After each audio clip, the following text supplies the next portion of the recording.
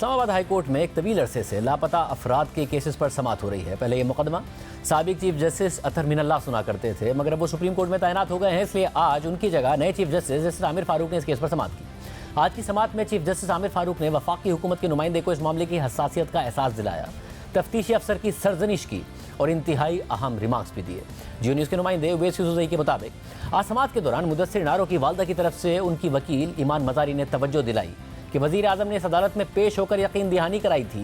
वज़ीर आज़म की जानिब से आज रिपोर्ट अदालत में पेश की जानी थी, तो एडिशनल अटॉर्नी जनरल ने जवाब दिया कि काबीना ने एक कमेटी तश्कील दी थी जिसकी मीटिंग्स भी हुई थी। तो जस्टिस आमिर फारूक ने उनसे कहा कि मीटिंग्स तो होती रहती हैं, नतीजा क्या निकला? तो एडिशनल अटॉर्नी जनरल ने जवाब दिया कि आज़म नज़ीर तारड़ के इस्तीफे के बाद कमेटी गैर फ़ाल हो गई है। तो जस्टिस आमिर फारूक ने उनसे कहा कि नए वज़ीर कानून आ चुके हैं, कमेटी गैर फ़ाल कैसे हो गई? कल अगर हुकूमत तब्दील हो जाती है तो क्या कमेटी ही ख़त्म हो जाएगी? साबिक चीफ जस्टिस सुप्रीम कोर्ट चले गए तो क्या अब ये केस ख़त्म हो जाना चाहिए? अगर कुछ नहीं करना तो बता दें, इन केसेस को वैसे ही ख़त्म कर देते हैं।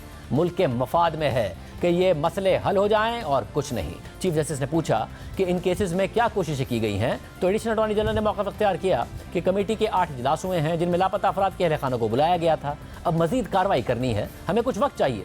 चीफ जस्टिस आमिर फारूक ने निमाज दिए कि ये सारे केसेस 2-2 साल से ज़ेर इल्तवा हैं, आपको और कितना वक्त चाहिए? पता नहीं रोना चाहिए या हंसना चाहिए। इस मौके पर एक और लापता शहरी के वकील कर्नल रिटायर्ड इनामुर रहीम ने मौका इख्तियार किया कि ये 10 बार वक्त मांग चुके हैं, वज़ीर आज़म एग्जीक्यूटिव ऑर्डर पास करें। 450 अफराद के प्रोडक्शन ऑर्डर जारी हो चुके हैं, उन पर अमल होना चाहिए। फिर चीफ जस्टिस ने एडिशनल अटॉर्नी जनरल से कहा कि ब्यूरोक्रेसी वाला काम ना करें, पोजीशन पावर सब छोड़ें, इंसान बनकर सोचें कि किसी का भाई या बेटा ना मिले तो क्या होता है, हमारा अपना कोई लापता हो जाए तो हम खुद कैसा महसूस करेंगे?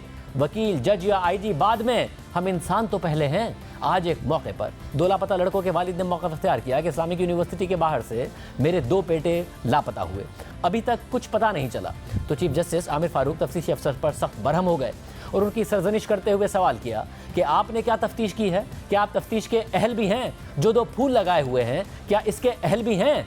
इसके बाद चीफ जस्टिस ने समाअत मुलतवी कर दी और आइंदा समाअत के लिए ये तमाम केसेस 2 रुकनी बेंच को मुंतकिल करने की हिदायत कर दी है। इस मामले का अफसोसनाक पहलू यह है कि एक तवील अरसे से लापता अफराद के अहले खाना इस्लामाबाद हाई कोर्ट से अपने प्यारों की बाजियाबी की उम्मीद लगाए बैठे हैं।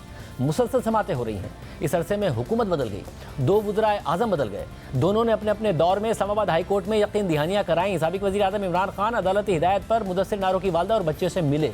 मौजूदा वज़ीर आज़म शहबाज शरीफ अदालती हुक्म पर समाअत में पेश हुए, मुदस्सिर नारो के अहला खाना से मिले और काबीना कमेटी भी बनाई, उसके इजलास भी हुए। मगर इस सब के बावजूद मुदस्सिर नारो समेत दीगर लापता अफराद की बाजियाबी से मुताल्लिक कोई ठोस पेशरफ्त फिर भी नहीं हो सकी है और उनके अहले खाना आज भी अपने प्यारों की वापसी या कम अज़ कम उनके हवाले से दुरुस्त मालूमात के मुंतज़िर हैं।